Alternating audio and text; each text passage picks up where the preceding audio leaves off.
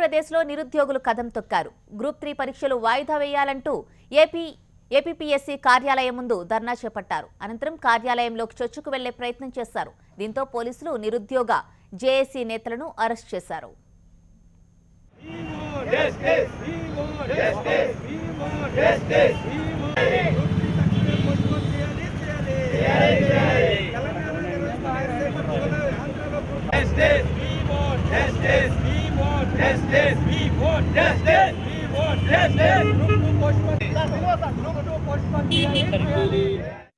ఉద్యమాలు చేసిన తర్వాత గ్రూప్ 3 అనేది ప్రైవేటీకరణ చేస్తాము అని చెప్పిన తర్వాత ఏపీ నిరుద్యోగ జేఏసీ ఆధ్వర్యంలో ఎన్నో ఉద్యమాలు ధర్నాలు చేసినటువంటి నేపథ్యంలో ప్రభుత్వమే ఈ యొక్క గ్రూప్ 3 పరీక్ష నిర్వహిస్తుంది.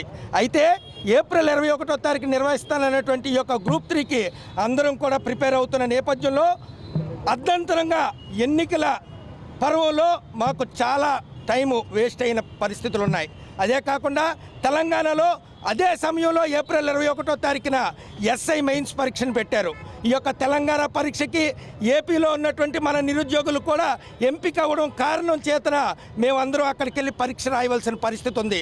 మరి ఇక్కడ గ్రూప్ 3 పరీక్షకి మేము హాజరవ్వలేము కాబట్టి ఈ యొక్క గ్రూప్ 3 నాడు ఏప్రిల్ 21వ తారీఖున ఈస్టర్ పండుగ కూడా ఉంది కాబట్టి ఏపీపీఎస్సీ చైర్మన్ గారిని ముక్త కంఠంతో చేతులు జోడించి నమస్కరిస్తున్నాం.